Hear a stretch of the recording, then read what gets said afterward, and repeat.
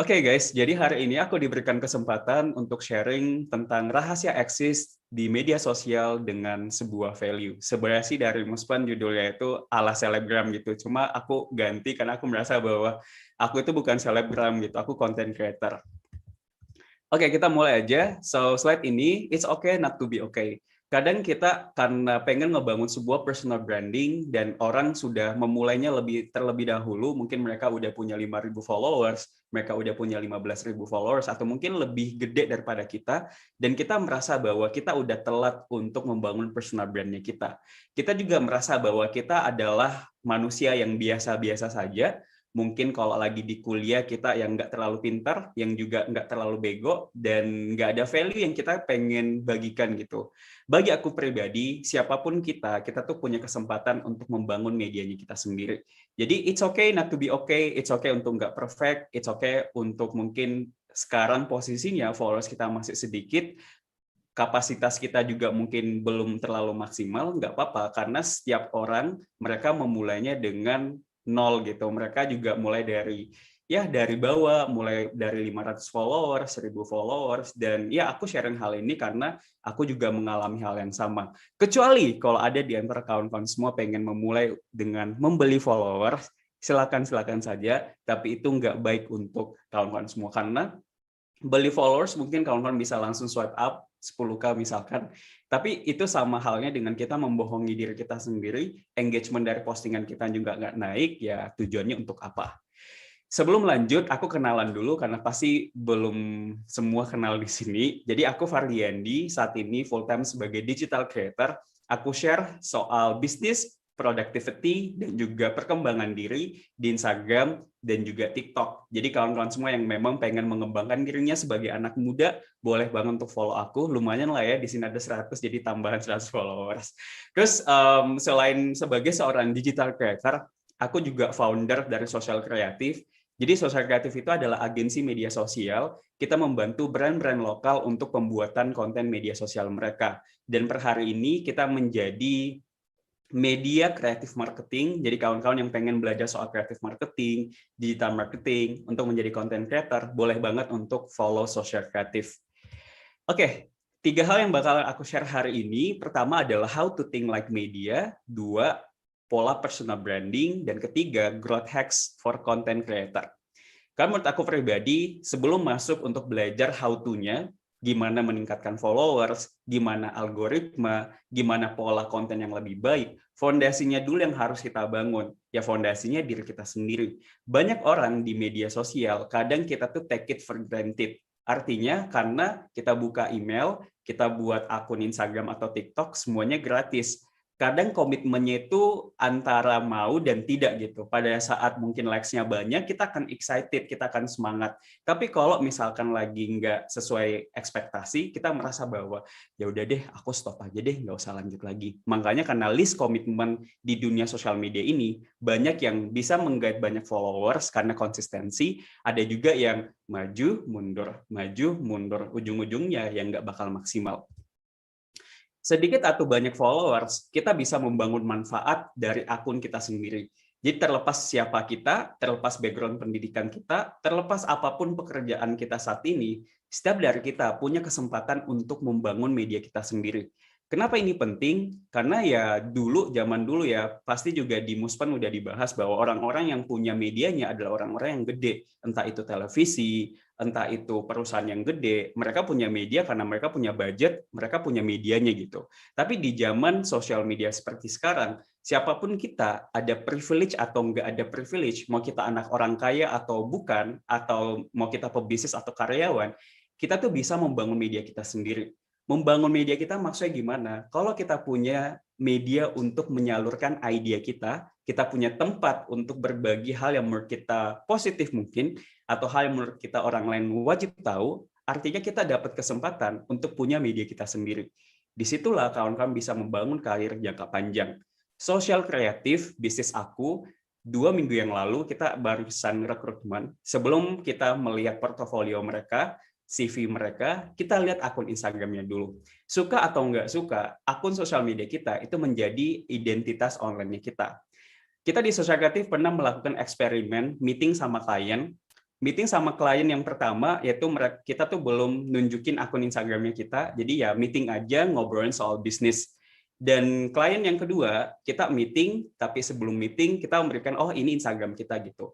Ternyata resultnya adalah klien tipe kedua itu lebih respect dengan kita, lebih pengen dengerin apa yang kita pengen omongin dibandingkan klien si A. Terlepas apapun kapasitas public speaking kita, kalau misalkan kita udah punya identitas online yang lebih baik, mereka mau mendengarkan apa yang ingin kita bagikan. Segitu pentingnya sebuah online presence dari sosial media di kita. Semuanya dimulai dengan memahami yang namanya genuine passion. Genuine passion itu maksudnya gimana, Kak Far?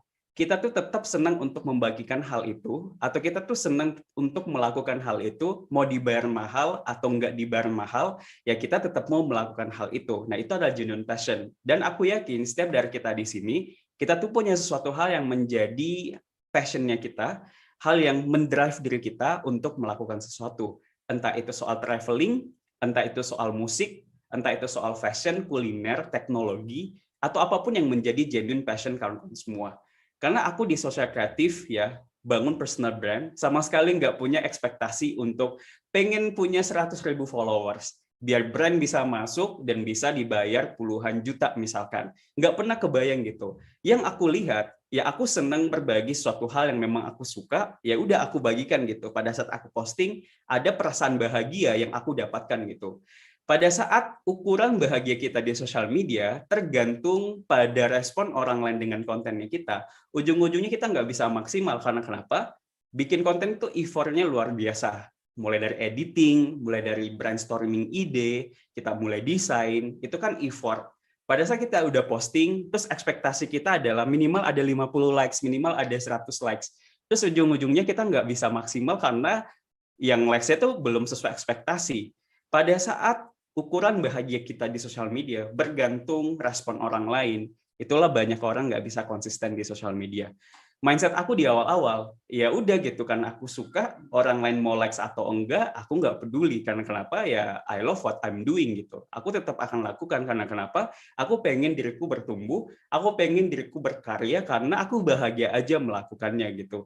Pada saat mindset awal kawan-kawan semua udah seperti ini, kawan-kawan akan tetap lanjut gitu. Karena menurut aku pribadi, momentum itu akan datang pada saat kapasitas kita udah siap. Percuma kita membayangkan untuk punya 100.000 followers, tapi kita tuh belum punya kapasitasnya gitu. Kapasitas itu nggak bisa dibeli. Dengan beli followers, belum tentu kita punya kapasitasnya gitu.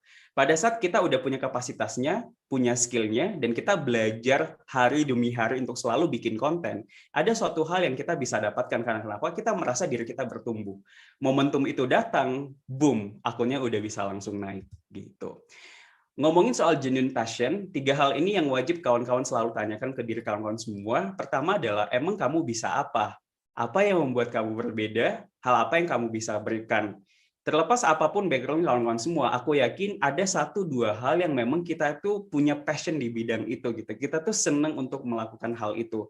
Coba ditanyakan lagi, dan memang sebagian besar orang-orang ya, mau itu anak muda, mau itu bukan anak muda, kita tuh sering sekali mengganti passion-nya kita. Nggak ada masalah, karena aku pun di awal-awal memulai sharing konten media sosialnya aku dengan konten-konten fotografi. Along the way, along the process, aku belajar, oh ternyata fotografi, oke lah, aku seneng gitu. Ternyata di selain fotografi, aku juga senang menulis gitu. Pada saat aku coba untuk menulis, ternyata respon orang lain juga lebih baik, dan aku juga lebih happy melakukannya. Ya udah, aku jalan aja gitu. Intinya apa? Kawan-kawan nggak perlu tunggu sempurna dulu gitu. Jangan sampai kawan-kawan takut bahwa nanti 3 bulan lagi aku ganti passion. Nggak apa-apa gitu, karena dengan kita mengeksekusi sesuatu, kita belajar soal apa yang memang kita pengen bangun gitu. Oh, ternyata ini tuh belum sempurna, ya udah aku ganti topik yang lain. Oh, ternyata kalau sharing teknologi, aku hanya testing-testing doang gitu. Kita nggak akan pernah tahu selain kita melakukan gitu. Karena biasanya nih kita ya sebagian besar menunda-nunda bangun brandingnya kita. Karena kita apa ya, bekerjanya itu bukan di tangan gitu, bekerjanya di otak. Waduh, kalau misalkan aku posting ini kayaknya belum bisa berhasil deh. Kayaknya kalau aku desain ini respon orang lain bakalan sedikit deh. Ujung-ujungnya itu yang membuat diri kita sendiri ya kehalang gitu, dilimit oleh diri kita sendiri. Makanya penting banget jalan aja dulu atau mulai aja dulu gitu, nggak usah berpikir ini sempurna atau ini belum sempurna. So, step pertama adalah creating impact dulu. Jadi sebelum berpikir punya endorsement, sebelum berpikir untuk bisnis, kawan-kawan coba dulu apa ya, mindsetnya itu gimana caranya akun aku itu bisa bermanfaat gitu, minimal untuk orang-orang di sekitar aku gitu. Dengan apa? Dengan hal-hal yang memang aku senang. Ini adalah fit dari social kreatif. Social kreatif kan agensi media sosial ya. Kalau kawan-kawan lihat di luar sana, agensi media sosial itu sebagian besar fitnya ngomongin soal jasa desain logo, jasa desain feed Instagram, jasa copywriting gitu. Kita nggak peduli gitu. Nah, sedangkan social kreatif, kita justru bikin konten-konten yang nggak ada hubungannya dengan jualannya kita. Kita fokus untuk memberikan value biar apa? Orang yang follow social kreatif itu berasa ikhlas dan nggak pengen unfollow karena ada value yang mereka bisa dapetin. Banyak orang di sosial media fokus ke sales, penjualan. Mereka lupa bahwa orang tuh buka Instagram atau orang tuh buka TikTok itu bukan untuk membeli sesuatu.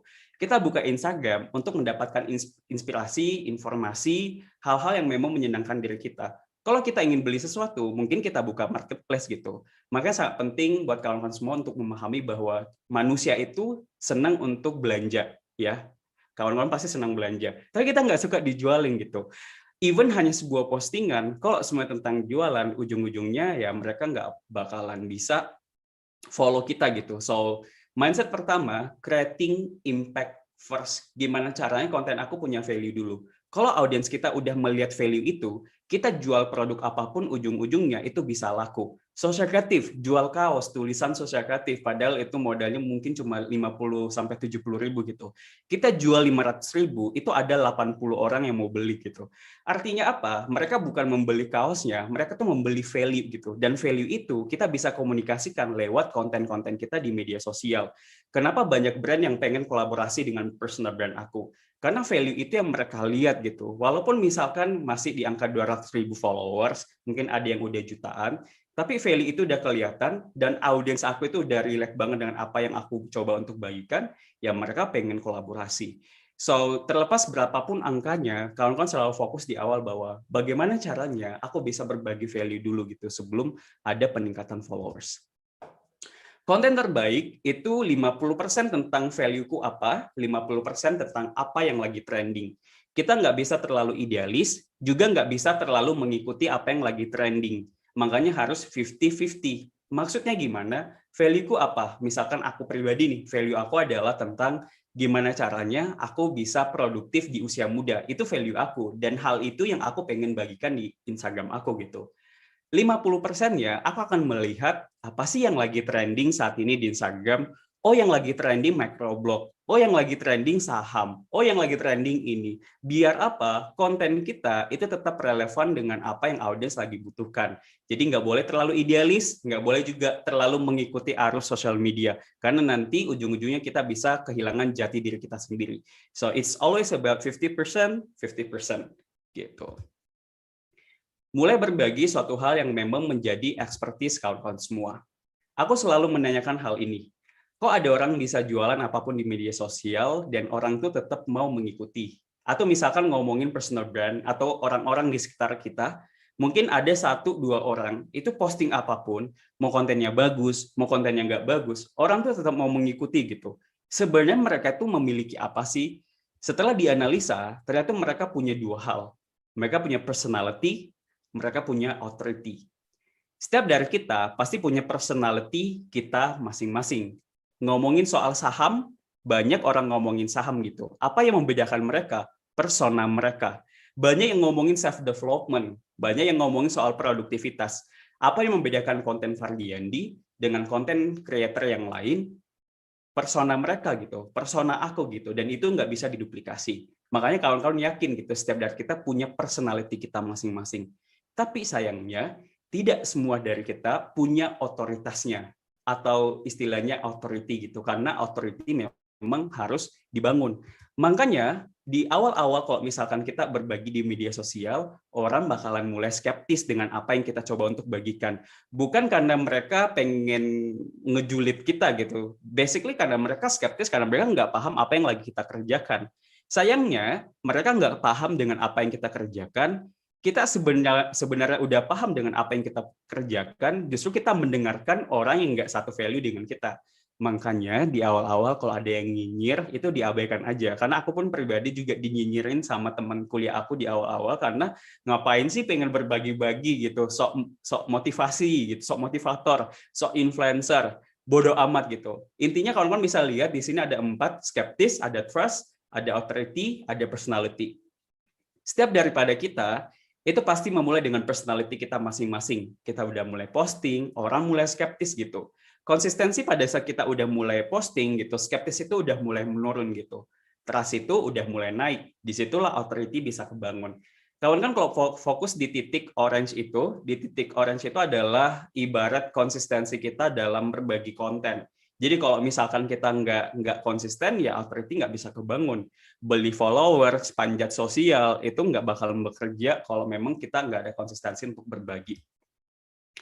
Influence of mass media. Kalau kita ingin berbagi konten, kadang kita bingung gitu, jenis konten apa aja sih yang kita bisa bagikan biar personal brand kita itu bisa lebih kebantu. Ada 3 jenis konten yang kalian bisa bagikan. Pertama, edukasi, kedua, daily activity, dan ketiga adalah karya. Edukasi maksudnya gimana? Kalau kita pengen membangun personal brand, otomatis kita pengen berbagi sebuah value. Apapun passion kawan-kawan semua, pasti bisa menjadi konten edukasi yang membuat orang lain bisa belajar sesuatu. Makanya penting banget buat kawan-kawan semua untuk belajar bahwa konten yang bisa membuat followers orang follow aku ya karena konten edukasi. Orang lain belajar sesuatu dari apa yang aku coba untuk bagikan. Tapi Kak Farah, kayaknya aku belum punya passion untuk berbagi yang sifatnya edukasi. Karena mungkin aku belum expert, aku masih belajar. Apakah bisa dengan jenis konten yang lain? So, bagi kawan-kawan yang memang belum bisa mengedukasi seseorang dengan bikin konten-konten microblog, boleh banget untuk kedua gitu, konten yang sifatnya daily activity. Even if kita lagi bekerja dan kita mulai motret nih, lagi Zoom kayak gini, terus kawan-kawan mulai sharing bahwa aku lagi belajar, terus aku dapat aha moment, itu tuh juga sebuah value konten yang orang lain dapat sesuatu dari apa yang kita bagikan. Ya mulai dari hal-hal sederhana gitu, daily activity-nya kita. Yang paling penting walaupun yang kita bagikan adalah kesehariannya kita, lagi bekerja atau lagi bangun bisnis, selalu ingat bahwa value apa yang aku ingin sampaikan dengan posting hal ini. Makanya setiap kali aku pengen posting di sosial media, aku selalu tanyakan ke diriku gitu, Far, ini tuh untuk berbagi value atau ini tuh untuk pamer? Kalau jawaban aku untuk pamer, aku nggak akan posting. Tapi kalau jawabannya adalah ingin memberikan value untuk orang lain, aku juga bakalan posting. Gitu. So, jenis konten yang ketiga yaitu karya. Membangun personal brand tidak harus muncul wajahnya gitu. Saya yakin pasti di antara kawan-kawan mungkin ada yang introvert banget dan merasa aku punya keyakinan untuk nggak pengen menunjukkan wajah. Sebenarnya nggak masalah, kawan-kawan juga bisa terkenal atau ngebangun personal brand-nya dengan sebuah karya. Entah itu lewat tulisan, entah itu lewat video, atau entah itu lewat microblog. Kembali lagi ke kawan-kawan semua pengen ngebangun atau bikin konten media yang seperti apa, entah itu edukasi, daily activity, atau juga misalkan karya. So, 3 pilar konten yang gampang viral. Jadi ini adalah jenis 3 konten yang memang gampang banget viral di media sosial. Pertama adalah konten how to atau sifatnya praktikal. Kita pengen orang yang membaca konten kita belajar sesuatu. Misalkan tips meningkatkan followers di Instagram, tips menulis copywriting yang baik, tips OOTD tapi tetap syar'i misalkan. Tips tips membuat baterai iPhone kamu bisa lebih hemat atau apapun yang membuat orang lain itu bisa belajar sesuatu. Makanya kalau menurut aku pribadi, engagement terbaik itu bukan likes atau comment, melainkan share atau save. Satu share itu membuat postingan kita tuh jangkauannya akan semakin luas. Meaning bahwa konten-konten yang nggak ada value pasti orang nggak bakalan share. Kalau ada value, ada sesuatu hal yang mereka pelajari dari postingan yang kita, mereka pasti pengen share, mereka pasti pengen save. Itu yang pertama. Konten kedua, yaitu konten yang sifatnya pola pikir atau mindset yang kita coba untuk bagikan. Ini khususnya untuk kawan-kawan yang memang senang untuk nulis hal-hal yang sifatnya kutipan motivasi, quotes, atau apapun itu juga bisa dibagikan lewat pola pikir konten. Ketiga yaitu emosional. Emosional di sini ya apakah konten kita membuat mereka bahagia, konten yang menyentuh emosional yang di bidang sedih-sedih orang, membuat orang itu bisa sedih, atau misalkan konten yang humor ya, konten-konten komedi, itu juga bisa kawan-kawan bikin. Tinggal kembali lagi ke persona kawan-kawan semua, itu lebih fokus ke yang mana. Selanjutnya adalah kawan-kawan selalu tanyakan, who do you want to attract? Siapa sih yang kawan-kawan pengen building gitu, kawan-kawan pengen audiensnya itu yang seperti apa? Karena beda generasi, beda gaya bahasa, beda cara penyampaian. Meaning bahwa kalau memang kita pengen attract anak muda, ya udah pakai gaya bahasa itu. Karena kita nggak bisa bilang bahwa karena aku ngomongin finansial dan orang lain memang butuh finansial, ya udah target market aku semua orang. Justru itu yang membuat persona kita nggak dilihat oleh brand. Makanya penting banget untuk bangun personanya dan pilih siapa sih target market kawan-kawan semua.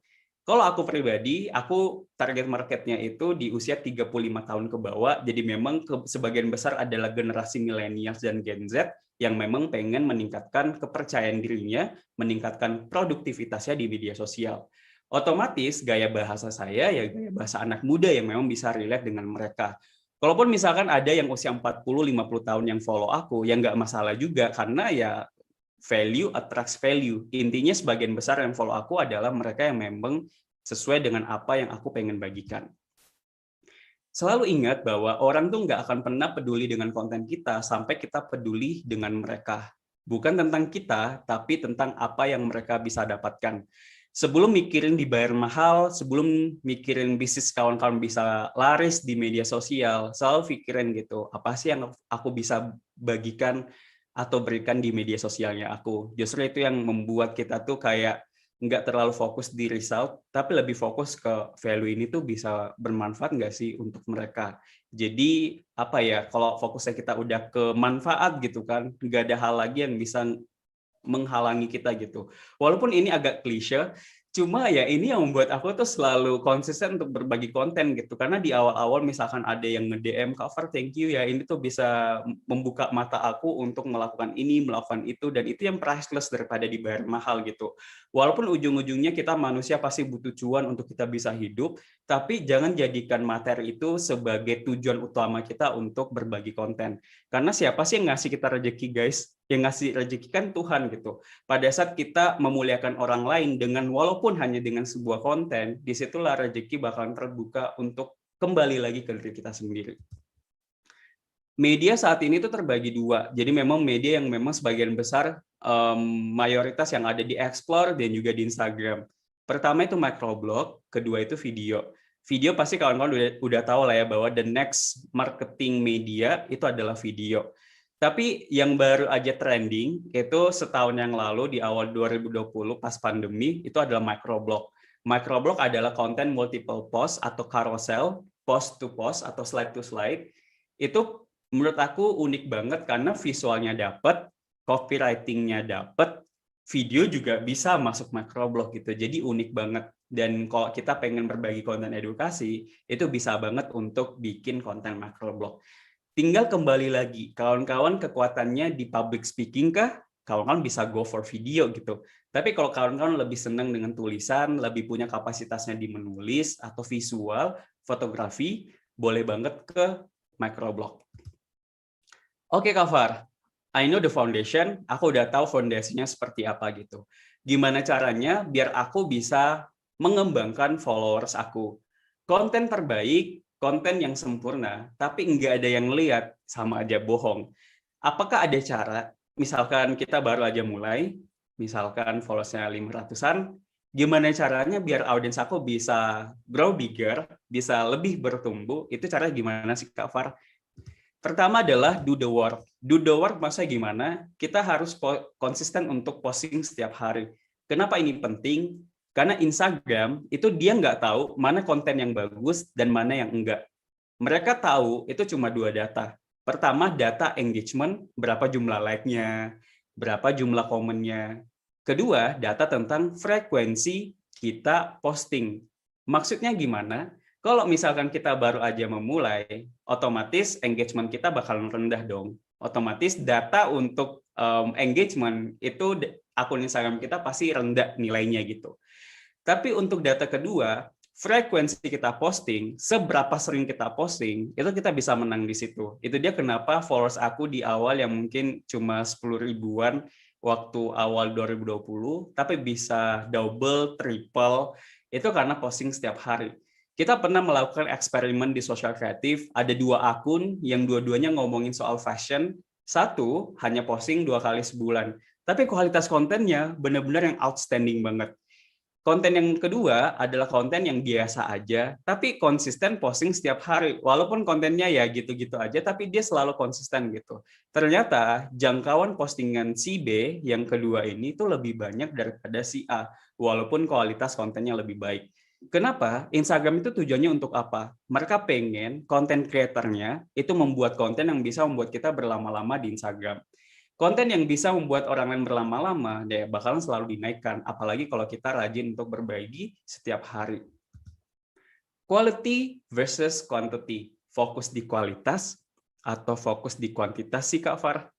Ada yang bilang bahwa mending bikin konten yang sekali seminggu atau 2 minggu, 2 bulan sekali, biar orang lain tuh bisa nunggu kualitas kontennya kita.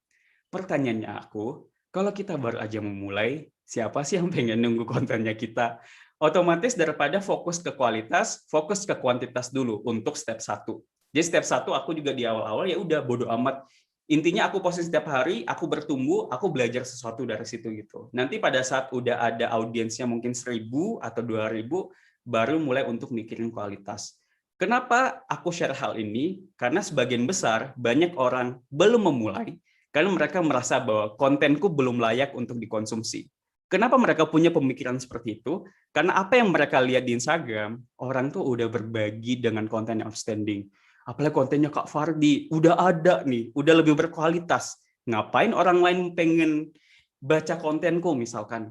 Kawan-kawan semua, dari dulu sampai sekarang, aku tetap yakin setiap konten pasti ada pasarnya.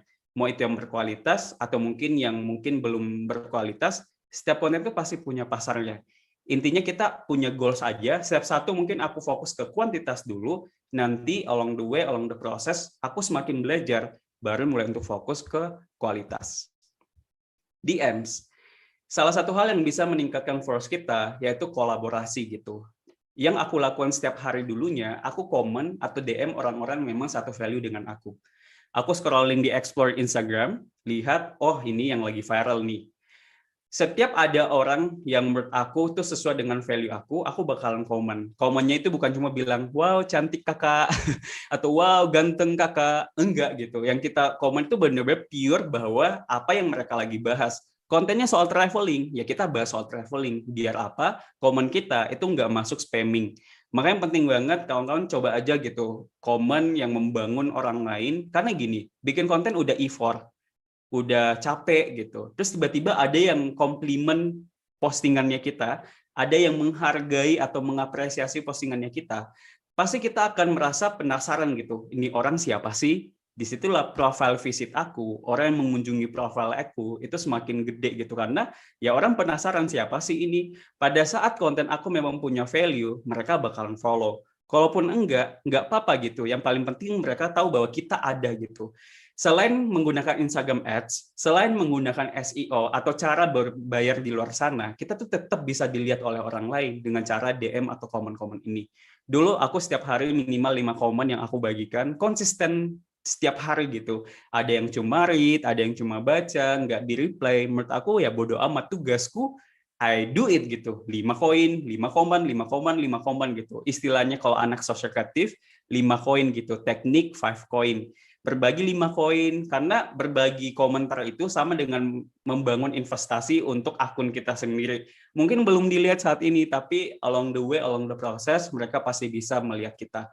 Disitulah aku bisa kolaborasi dengan para centang biru, mereka yang memang punya value yang lebih, dan punya followers yang lebih, kok mereka tetap mau kolaborasi dengan aku yang pada saat itu masih 10.000 atau 20.000, karena value konten aku memang baik. Jadi sebelum berpikir untuk keluar kolaborasi dengan orang lain, konten kita dulu nih yang harus kita bangun. Dan memang it takes time, pasti butuh waktu untuk membangun sebuah konten yang berkualitas. Intinya kawan-kawan belajar setiap hari dan memang posting setiap hari. Dengan kita posting setiap hari, kita akan belajar untuk bertumbuh. Next problem. Aku udah punya fondasinya, aku udah tahu gimana meningkatkan followers aku dengan menggunakan hashtag lah, dengan menggunakan DM. Tapi ada problem selanjutnya. Konsistensi, burnout, omongan orang lain. 3 hal ini yang menurut aku penghambat terbesar pada saat kita memulai untuk berbagi konten. Ada 3 tips yang aku selalu lakukan untuk menghadapi 3 hal ini. Rule number 1, berjalan dengan sebuah tujuan. Walaupun ini orang selalu bilang apa sih why-mu gitu, apa sih tujuanmu gitu. Emang benar, banyak orang yang maju, mundur karena mereka nggak punya tujuan. Apa yang mereka lakukan ya udah gitu. Kalau ada yang like, alhamdulillah. Kalau nggak ada ya udah bodo amat, nggak apa-apa. Yang paling penting nggak ada punishment juga. Dunia online kita tuh nggak bayar apa-apa gitu, makanya list komitmen banget. Jadi kawan-kawan harus ingat gitu, tujuan kawan-kawan bikin akun personal branding untuk apa? Biar apa? Ada yang membuat kita semangat untuk mencapai tujuan tersebut. Kalau kita berjalan tanpa tujuan, kayak kita tuh ya udah jalan aja, bikin konten aja dulu. Kalau ada yang suka, alhamdulillah. Kalau nggak ada yang suka, ya udah, nggak ada masalah gitu, nggak usah posting. Itulah yang membuat banyak orang nggak bisa konsisten. Jadi kawan-kawan coba deh digali lagi tujuannya apa. Tujuan itu bukan hanya tentang diri kita sendiri ya. Jadi kalau kawan-kawan merasa bahwa kayaknya tujuan aku nggak ada deh, ya udah mulai untuk mikirin orang lain, entah itu untuk keluarga atau tujuan untuk followers juga nggak ada masalah. Yang paling penting kawan-kawan punya purpose atau tujuan dalam memulai sesuatu. Rule number 2, 1% growth. Banyak yang bilang, Kak Far, kontennya bagus banget ya, visualnya bagus, tulisannya bagus, tapi mereka lupa bahwa itu tuh konsistensi untuk sampai di level itu. Kalau kawan-kawan scrolling Instagramku ke bawah, itu banyak banget yang alay, banyak banget yang nggak maksimal, nggak berkualitas. Kok aku nggak archive postingan itu? Karena aku pengen liatin ke kawan-kawan semua bahwa manusia itu bertumbuh gitu. Kita hari ini dengan 5-10 tahun ke depan itu pasti berbeda. Kalau memang kita pengen belajar, makanya kalau misalkan kita selalu tunggu, wah sempurna dulu, ya ujung-ujung nggak bisa maksimal. Jadi ini salah satu hal yang aku dapetin di buku Atomic Habit. Nggak apa-apa belum sempurna, nggak apa-apa pertumbuhan kita kecil, tapi kita konsisten terus melakukan hal itu yang bakal membuat kita lebih bertumbuh. Jadi nggak apa-apa kecil, tapi itu yang akan membuat konten kita semakin berkualitas kita di masa depan. Rule number 3, ini penting banget, compound effect. Jadi compound effect itu lebih ke kita tuh kadang pada saat lagi ngebangun sesuatu, kita langsung fokus untuk melihat big result-nya, hasil yang besarnya, 100.000 followers ya, engagement yang gede gitu. Nggak ada yang salah, manusiawi, kita pengen punya audiens yang lebih gede gitu. Tapi kawan-kawan jangan lupa bahwa mereka yang punya 100.000 followers per hari ini adalah mereka yang konsisten mengumpulkan goals-goals kecilnya, mengumpulkan pencapaian-pencapaian kecilnya, sampai misal ke compounding, jadinya result yang gede. Artinya apa? Konten yang berkualitas itu pasti butuh waktu gitu. Makanya tadi aku share gitu. Tugas kita bukan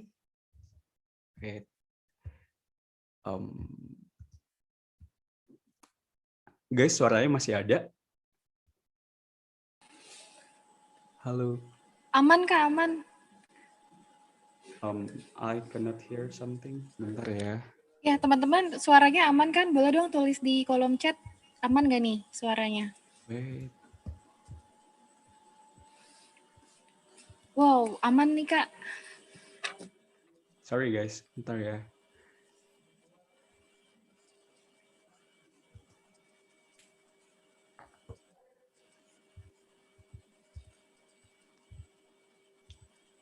Tes. Halo. Oh ya, udah bagus. Sorry, Oke. earphone-ku lowbat. Oke, udah Siap. bagus. Udah kelihatan. Oke, aku lanjut ya. So, intinya adalah compounding effect. It's all about melakukan hal-hal kecil secara konsisten. Itu bakal menggulung hal-hal yang lebih gede in the future.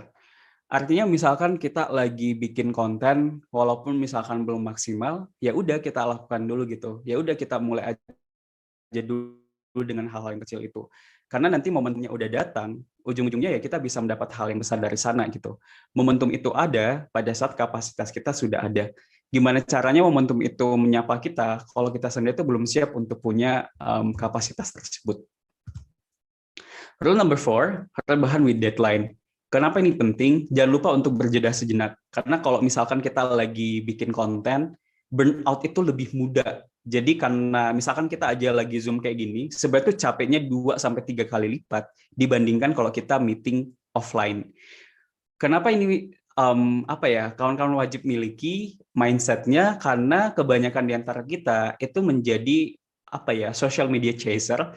Kita bahagia pada saat kita selalu aktif. Kalau misalkan kita punya konten yang outstanding, kita bakalan happy dengan diri kita.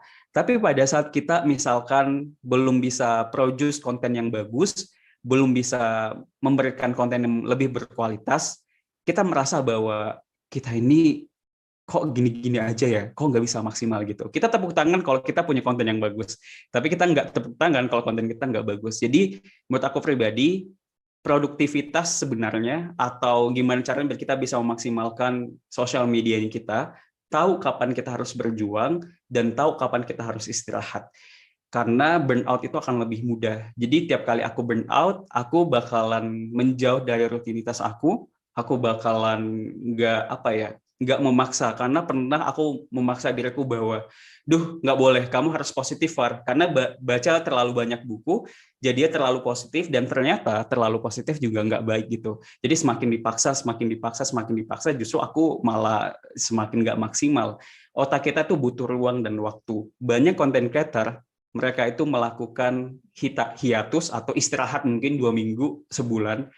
Pada saat mereka bangkit atau mereka kembali lagi, mereka tuh bisa menciptakan ide-ide yang outstanding. Semakin otak kita dipaksa, semakin kita nggak bisa berkreativitas. Jadi jangan lupa bahwa kawan-kawan itu manusia. Menurut aku, titik kreativitas aku selama ini kenapa bisa konsisten, karena pertama persiapan, aku punya bank ide, jadi setiap hal-hal yang memang, karena ide manusia itu kan datang tiba-tiba ya, kadang kita lagi nyetir, kadang kita lagi rebahan, atau kadang maaf lagi di toilet, terus tiba-tiba ada ide, itu aku catat. Karena mood aku naik turun, pada saat misalkan mood aku lagi turun, aku udah punya banyak list idea. Terus yang kedua, selain persiapan, kawan-kawan jangan lupa untuk mengistirahatkan diri kawan-kawan semua. Karena jujur deh, kalau udah tidur siang, udah rebahan, udah nge-Netflix, ada hal-hal yang mungkin kita bisa dapetin gitu. Energinya udah positif, kita lagi ada di positive state, dan itu yang membuat kita tuh bisa berkarya lebih. Jadi negative feeling datangnya nggak apa-apa, karena kita manusia, kita nggak bisa terlalu positif dan kita bukan robot. Jadi memang tahu kapan kita harus berjuang dan tahu kapan kita harus istirahat. Sebagai penutup, sebelum kita ke sesi Q&A, semoga apa yang aku bagikan bisa bermanfaat buat kawan-kawan semua. Dan apa ya, setiap kali aku share itu selalu ditutup dengan slide ini. Aku nggak pernah bosan karena ya ini kuncinya gitu. Yang berwawasan luas akan dikalahkan oleh mereka yang mau mengambil tindakan. Kalau kita tunggu sempurna dulu, baru pengen memulai sesuatu, kita nggak akan pernah memulai gitu. Jadi mindsetnya sambil jalan, sambil belajar, kita semua pasti bisa. Assalamualaikum warahmatullahi wabarakatuh. Semoga membantu. Thank you guys.